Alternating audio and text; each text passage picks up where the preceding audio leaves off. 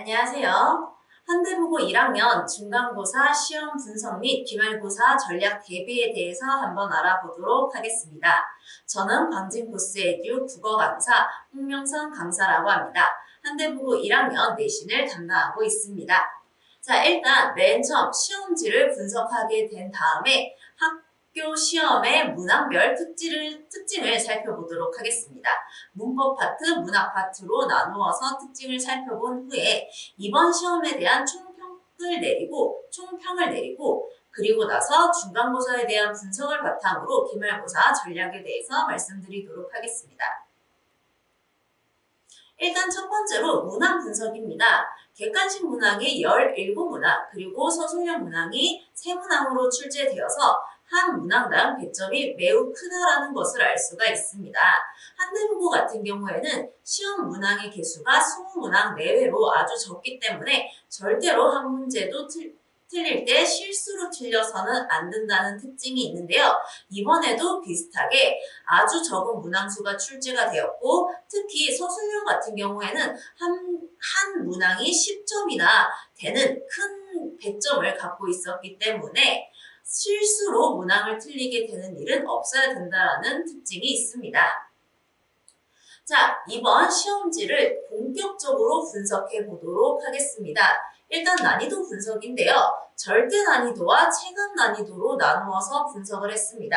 지금까지 한대부고 같은 경우에는 난이도가 그리 높지 않은 중하 정도의 문제로 시험지가 출제가 되었는데요. 이번에는 이전과 달리 난이도가 조금 상향된 모습을 보이고 있습니다. 절대 난이도 같은 경우에는 중상으로 제가 평가를 했는데요. 절대 난이도라는 건 이 문제의 절대적인 난이도가 어느 정도였느냐 이것을 평가를 하는 거고 체감 난이도는 시험을 치르는 학생의 입장에서 공부 과정을 평가했을 때, 공부 과정과 시험 범위를 고려했을 때 얼마만큼 어렵다고 주관적으로 느꼈느냐 이것을 체감 난이도라고 표현을 했습니다. 절대 난이도 같은 경우에 이번에는 중상 정도의 난이도를 보였는데요. 내용상으로 어렵게 출제된 부분은 별로 없었습니다. 내용들은 거의 주요한 내용, 학교 수업 시간에도 중요하다라고 배웠을 만한 내용, 그리고 자습서나 평가 문제집에서 스스로 공부할 때도 중요하다라고 포인트를 집어서 공부할 수 있을 만한 내용에서 출제가 되었기 때문에 내용상으로 출제 요소가 어렵지는 않았습니다. 하지만 정답을 고르는 그 과정이 굉장히 까다롭고 그 과정에서 고려해야 할 조건, 요구사항 등이 많았기 때문에 형식적으로 정답을 고르기가 까다롭다. 뭔가 귀찮게 여러 가지 사안들을 고려해야 했었다라는 그런 특징이 있습니다.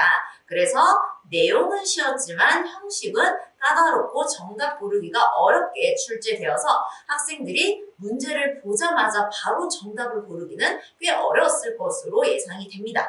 그래서 중상 정도의 난이도로 측정을 했고요. 체감 난이도를 한번 살펴보도록 하겠습니다. 체감 난이도는 상으로 측정을 했는데요. 학생들 입장에서 한대부고는 시험 범위가 아주 많은 편에 속합니다. 그렇기 때문에 시험 범위가 넓고 이전까지의 기출문제는 시험 범위가 넓은 대신 시험 문제는 아주 쉽게 출제되었기 때문에 학생들 입장에서는 내용을 숙지하는 이 많은 시험 범위의 내용을 숙지하고 암기하는 것을 위주로 공부했을 가능성이 높습니다.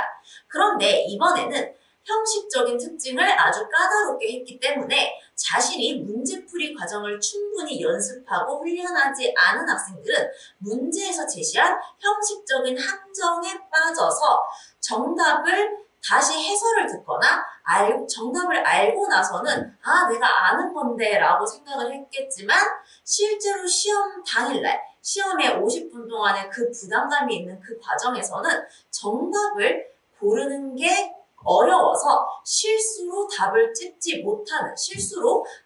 찾지 못하는 경우가 많았을 것으로 예상이 됩니다.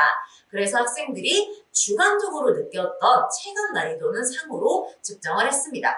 즉, 난이도를 다시 종합해서 말씀드리면 학생들이 공부를 했던 전략, 즉 내용을 숙지하고 개념을 암기하는 공부를 하는 그 전략과 실제로 시험에서 정답률을 높이는 전략, 정답률을 높이는 전략 말씀드렸을 때 문제의 한정 형식적인 까다로움에 빠지지 않는 정답률을 높이는 전략이 서로 불일치했을 가능성이 높습니다. 과정에서 학생이 공부한 전략과 시험 문제에서 정답률을 올리는 전략이 서로 불일치했기 때문에 아이들이 시험에서 점수가 원하는 만큼 나오지 않는 그런 결과를 초래했을 것으로 예상을 하고 있습니다. 자, 이번에는 문항이 어디에서 출제되었는지 문항의 출처를 분석할 건데요. 지금 옆에 보이시는 표는 한대국어의 시험 범위가 얼마나 많은 양인지를 요약해서 보여드리는 표입니다. 한대국어는 워낙 시험 범위가 많기 때문에 이 많은 시험 범위에서 대체 어디에서 문제가 출제되었느냐, 이 부분을 살펴봐야 합니다. 그렇기 때문에 우리가 문항의 출처를 분석해 보도록 하겠습니다. 자, 일단 한대국어의 시험 범위를 전체적으로 살펴보면 교과서에서 현대시가 2편, 현대소설 1편, 그리고 현대문학이 들어가는데요. 의문의 변동, 즉 소단원 1개 정도의 범위가 들어가게 되었고, 부교재에서 특히 많은 범위가 시험 문제에 출제가 되었는데요.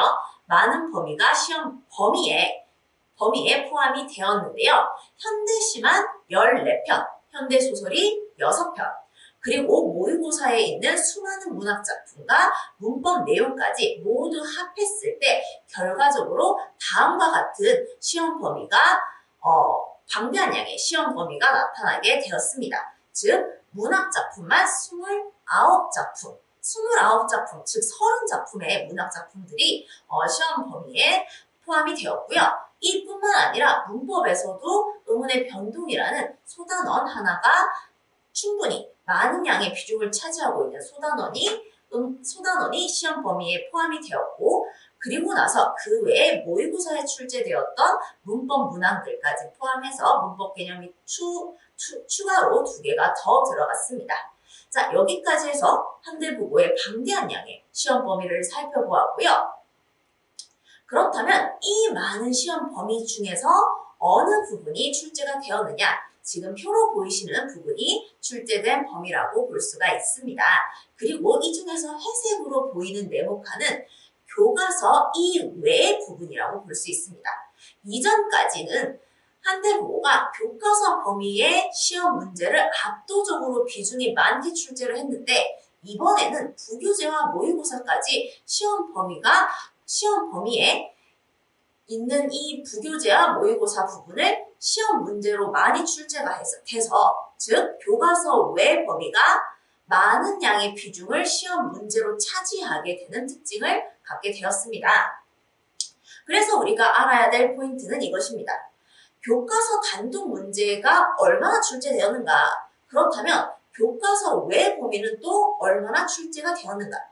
교과서 단독 문제는 총 객관식 문항 17문항 중에서 6문항이 출제가 되었고, 서술형 3문항 중에 2문항이 출제가 되었습니다. 그렇다면 나머지 선택형 11문항과 서술형 1문항은 어디서 출제되었느냐? 부교재와 모의고사, 즉 교과서 외 범위의 단독 문항으로 출제가 되거나 아니면 교과서 범위와 섞어서 출제가 되었습니다. 나 지문에는 교과서 범위를 넣고 다 지문에는 교과서 이외의 범위를 넣는 방식 등을 사용해서 교과서 이외의 범위, 즉 부교재와 모의고사 범위가 시험에서 많은 비중을 차지할 수 있도록 이번에는 시험 문제가 출제가 되었습니다. 그렇기 때문에 앞으로는 교과서 이외의 범위를 절대로 소홀히 할 수 없게 되었다라는 결론을 낼 수가 있는데요. 이전까지는 교과서가 훨씬 더 시험 문제에서 많은 범위를 차지했기 때문에 수많은 시험 범위에서 차라리 교과서 이외의 범위를 공부하지 않고 교과서 범위만 공부해서 교과서 범위의 문제만 다 맞춰야겠다라는 전략을 사용하는 학생들도 몇몇 있었는데요. 이제부터는 그 전략이 통하지 않는다. 모든 시험 범위를 다 공부해야 한다라는 것을 우리가 알 수가 있습니다. 자, 이제는 문항별로 특징을 좀 더 살펴보도록 하겠습니다. 특히 문항의 출처별로 특징을 살펴볼 건데요. 먼저 문학부터 살펴보도록 하겠습니다. 그 중에서도 교과서 범위. 문학의 교과서 범위의 문제들은 어떻게 출제가 되었느냐? 비교적 난이도가 높게 출제가 되었습니다. 학생들이 시험지 첫 번째 페이지에서 봤을 선택형 1번에서 3번 그리고 서술형 1번 문항부터 천천히 살펴보도록 하겠습니다. 자, 이 문항은 제가 이 문항 세트는 난이도를 높은 편, 난이도 상으로 측정을 했는데요. 첫 번째 이유는 뭐냐? 논리적인 사고 판단을 중첩적으로 해야 된다라는 특징이 있었습니다. 무슨 말이냐? 하나의 선택지가 O인지 X인지 판단하기 위해서 여러 가지를 고려해야 할 사항들이 너무나도 개수가 많았기 때문에 내용이 어렵진 않지만 학생들이 거쳐야 할 사고의 횟수가 많았다라고 말할 수 있습니다. 예를 들어서 1번 문항의 선택지 예시를 보여드리겠습니다. 시간의 흐름을 통해 삶의 의미를 발견하고 있다라는 선택지를 예시로 봤을 때 여기에서 고려했어야 할 작품은 다 작품이었는데요. 학생들은 이 선택지가 맞는지 틀렸는지를 확인하기 위해 가 작품에 시간의 흐름이 있는가? 그리고 이것이 삶의 의미를 발견했는가? O, X를 각각 한 번씩 판단했어야 됐고 다에서도 같은 과정을 거쳐야 했습니다. 다 모두 시간의 흐름은 있으나 삶의 의미를 발견한 건 나 작품만 해당을 했습니다. 따라서 이 선택지는 X인 선택지가 되겠는데요.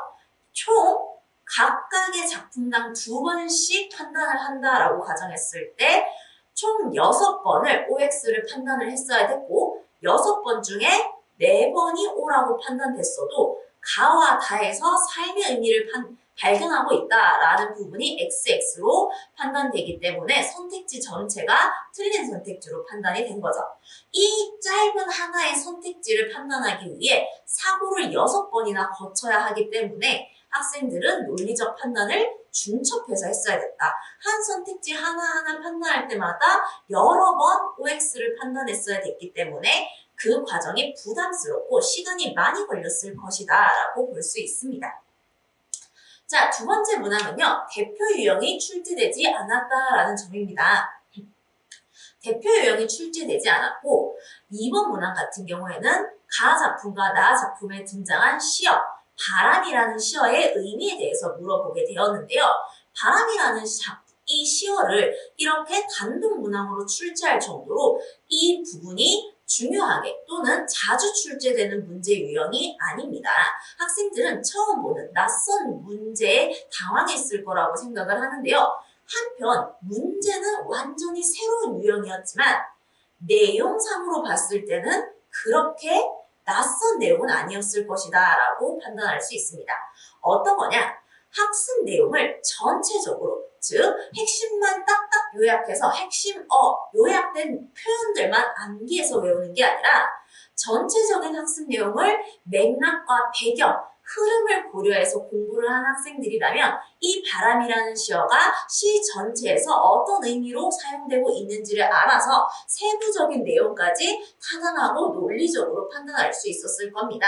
그렇다면 전체 주요 학습 내용을 전체 흐름에 따라서 공부했던 학생이라면 이번 문제를 맞을 수 있었다는 거죠. 즉 형식적인 부분, 유형으로는 완전히 처음 보는 낯선 문항이었겠지만 내용상으로 중심 내용을 잘 따라간 학생이라고 본다면 충분히 문제를 맞을 수 있었을 겁니다. 하지만 여전히 유형이 완전 새로운 보는 유형이었기 때문에 난이도는 어려웠을 것이라고 측정을 하고 있습니다. 그 다음 세 번째 문항입니다. 선택지 표현의 재구성. 이건 무슨 말씀이냐? 자습서나 평가 문제집에서 학생들이 공부를 할 때 자주 봤던 표현들이 있을 겁니다. 자주 선택지에서 제시된 또는 작품의 특징에 대해서 설명한 글에서 봤었던 표현과 말들이 있었을 텐데 이번에는 선택지에서 그러한 표현들을 싹 없애고 선생님들이 일부러 낯설고 처음 보는 말들로 선택지를 구성했다라는 겁니다. 3번 문항의 선택지를 예시로 한번 보여드릴 건데요. 나의 화자는 일상적인 자연현상을 주체적 시각으로 재해석하고 있다. 주체적 시각으로 재해석했다라는 말은 자습서와 평가 문제집 또는 교과서 그 어디에도 등장하지 않는 낯선 표현입니다. 학생들이 처음 봤을 건데요. 하지만 이 표현은 고치면 굉장히 쉬운 표현입니다. 학생들이 자주 봤을 표현, 자연현상에서 사랑의 의미를 발견했다 또는 삶의 의미를 깨달았다, 사색적이다와 같은 표현이었습니다. 그래서 다른 표현으로 본다면 내용상으로는 똑같지만 애초에 보게 된 형식적인 표현이 처음 봤기 때문에 아이들은 어려움을 겪었을 것으로 예상하고 있습니다. 그 다음 서술형 문제입니다. 서술형 문제 3번 같은 경우도 제가 난이도를 3으로 측정을 했는데요. 서술형 문제 3번은 서술자, 시점, 그리고 서술 방식에 대한 것을 묻는 문항이었습니다. 이 문항은 교과서 범위 또는 부교재 범위에 작품 특성만 열심히 공부한다고 해서 맞을 수 있는 문항이 아니었습니다. 기본적인 배경 지식, 수능 국어에서 필수 지식으로 보고 있는 서술자와 시점에 대한 지식을 전반적으로 모두 이해하고 알고 있는 학생, 즉 기본적인 국어 배경 지식을 알고 있는 학생들이어야만 정확하게 답을 신속하게 고를 수가 있었을 것이기 때문에 서술형 3번 같은 경우에는 이번 시험 범위만 공부했던 학생, 즉 배경 지식 없이, 기반 없이 시험 범위만 공부했다면 분명히 문제를 푸는 과정에서 어려움을 겪었을 것이기 때문에 난이도를 3으로 평가했습니다. 자, 그 다음 교과서 외의 범위에 대한 문항을 살펴보도록 하겠습니다. 교과서 외 범위는 문항이 비교적 쉽게 출제가 되었는데요. 우리 같이 살펴보자면 교과서에서 범위에 포함되지 않는, 즉 학교 수업 시간에 다루지 않은 이 범위들은 너무 세부적이거나 너무 지역적인 내용을 거의 출제하지 않았습니다. 전부 다 주요한 내용, 중요하게 출제될 수 있는 출제 요소들에서 문제가 나타났고, 그리고 유형, 문제의 형식적인 유형도 꼬아서 내거나 까다롭게 요구 조건을 제시한 것이 아니라 대표적인 유형에서 빈출되고 있는 대표적인 보편적인 문항들만 출제를 하고 있었습니다. 그래서 그냥 주어진 시험 범위를 성실히 공부한 학생들이라면 충분히 문제를 맞을 수 있을 정도로 난이도가 중 정도로 출제가 되었습니다. 이제 문법 문항을 분석을 해보도록 하겠습니다. 문법 문항 같은 경우에는 교과서 범위, 음운 변동의 같은 음운 변동 범위도 문학과 마찬가지로 내용 자체가 지나치게 세부적이거나 지역적이지는 않고 내용보다는 형식적인 부분을 꼬아서 까다롭게 출제하는 특징이 있었습니다. 그래서 학생들이 내용을 몰라서 틀렸다기보다는 문제를 꼼꼼하게 읽지 않거나 문제에서 정답을 고를 때 제시한 요구 조건을 제대로 파악하지 못해서 정답은 알고 있었으나 답을 제대로 고르는 과정에서 어려움을 겪었을 것이다. 즉, 형식적인 함정에 빠져서 정답을 잘못 고르는 그런 문제를 겪었을 것이라고 예상하고 있습니다. 자, 반면에 교과서 외 범위입니다. 교과서 외 범위의 문법 문항 같은 경우에는 총 2문항이 출제가 되었는데요. 선택형 6번 문항과 9번 문항이었습니다. 6번 문항 같은 경우에는 모의고사에 있는 유형을 그대로 출제했기 때문에 모의고사에 출제되었던 문항의 배경 지식을 제대로 공부하고 그 풀이 과정을 성실히 공부한 학생이라면 얼마든지 정답을 맞을 수 있었을 것이라 예상하고 있고요. 9번 문항 같은 경우에도 심화된 지식을 요구하고 있지 않고 보기의 조건을 제대로 살펴서 보기의 제시문을 제대로 살펴서 문항을 천천히 풀었다면 정답을 맞을 수 있었을 것입니다. 자, 그래서 이제 시험 총평을 한번 해보도록 하겠습니다. 그 중에서도 특히 기존의 한대국어 기출 3개년과 조금 구별되는 이번 시험의 특징을 살펴보도록 할 건데요. 첫 번째, 내용은 중요한 것 위주로 하되 형식을 까다롭게 하고 있다. 자, 내용이 중요한 게 출제되고 있었다라는 지점은 기존 기출과 다를 바가 없습니다. 내용적인 부분에서는 기존의 기출 문제와 크게 달라지는 부분이 없었는데 문항의 형식적인 부분이 까다롭게 되었다라는 특징이 있습니다. 그래서 기존에는 학생들이 수많은 시험 범위를 공부를 했다면 바로바로 문제를 보자마자 내가 공부를 안 한 것이 아니라면, 즉 공부를 한 범위가 출제가 되기만 했다면 문제를 보자마자 바로 정답을 찍을 수 있을 정도로 아주 무난하고 평이한 형식이 출제가 되었는데, 이번에는 대표 유형의 문항이 아닌 것들도 출제가 되었고 선택지를 꼬아서 내거나 조건을 까다롭게 하거나 하는 등의 문제의 형식이 조금 변화되었기 때문에 이 부분을 유의를 해야 합니다. 그 다음 수업시간 이외의 범위의 문항은 비교적 쉽게 출제가 되었다. 이 부분은 교과서 범위가 비교적 어렵게 출제되었다라는 앞선 총평과 살짝 맞닿아 있는 그런 부분인데요. 그렇다면 여기서 우리가 알 수 있는 어떤 시사점은 교과서 범위는 심화된 문제풀이까지 꼼꼼하게 형식적으로 고득점을 위해서 꼬아진 문제까지 연습을 해봐야겠지만, 모의고사나 부교재 같은 경우에는 대표 유형 위주로 너무 지나치게 심화된 학습보다는 중심 내용을 성실히 공부하고 대표 유형을 위주로 공부를 해야 된다라는 것을 알 수가 있고요. 마지막, 모의고사는 해설지까지 꼼꼼하게 가야 된다라는 특징을 이번 시험에서 잠깐 하나만 추가하도록 하겠습니다. 무슨 말이냐? 모의고사를 공부할 때 학생들이 문제와 문제풀이를 해주는 해설강의는 열심히 공부를 하는데 정작 문제풀이 과정이 있는 해설지를 소홀하게 하는 경우가 많습니다. 이 경우에 해설지의 표현을 시험 문제에 출제하게 되면 학생들이 처음 보는 표현 때문에 당황하게 되는 문제가 있는데요. 이번 한대국어 시험에서는 특히 모의고사 시험지에 대한 해설지에서 사용하고 있는 표현을 그대로 시험 문제 선택지 표현으로 사용했기 때문에 특히 한대국어는 주어진 학습 자료를 얼마나 꼼꼼하고 성실하게 공부했는가를 평가하고 있구나라는 것을 알 수가 있습니다. 자, 이렇게 우리 시험 내용에 시험의 분석을 바탕으로 시험에 대한 총평을 요약해서 정리를 해드릴 건데요. 내용은 주요한 내용을 위주로 대신 형식은 까다롭게 출제가 되고 있다. 수업 시간 이외의 범위는 비교적 쉽게 난이도가 중 정도로 출제가 되고 모의고사는 해설지까지 꼼꼼하게 보자. 이를 바탕으로 우리 마지막으로 기말고사의 대비 전략에 대해서 살펴보도록 하겠습니다. 기말고사 대비 전략. 첫 번째입니다. 교과서 범위, 문법 같은 경우에는 고난이도의 문제풀이 훈련이 필요하다. 그 중에서도 특히 교과서 범위는 문제가 꼬아서 나오는 경우가 많기 때문에 고난이도, 심화된, 형식적으로 꼬아진 문제풀이 연습이, 훈련이 필요하다는 걸 알 수가 있고요. 두 번째입니다. 수업 시간 외 범위는 비교적 쉽게 나왔기 때문에 교과서의 범위는 개념을 또는 내용을 숙지하고 대표 유형을 풀 수 있는 것 위주로 공부를 진행해야겠습니다.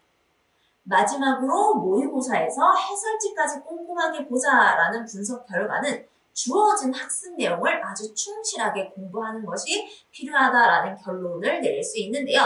아무리 좋은 다른 문제집, 다른 참고서가 있더라도 일단 학교 시험 범위에서 제공된 그 원 자료들, 원 부교재와 원래 있던 모의고사 해설지라는 주어진 학습 자료를 꼼꼼하고 충실하게 공부하는 것. 그것들을 우선순위에서 1순위로 공부하는 것이 중요하다라는 점을 알 수가 있습니다. 자, 제가 오늘 준비한 내용은 여기까지입니다. 한대국어 중간고사에 대한 분석과 기말고사 대비 전략에 대해서 말씀을 드렸는데요. 한대국어 1학년 내신 시험 고스에듀에서 홍명선 선생님과 함께 한다면 훨씬 더 쉽게 하실 수 있습니다. 네, 여기까지 준비한 내용이 마무리되었고요. 감사합니다.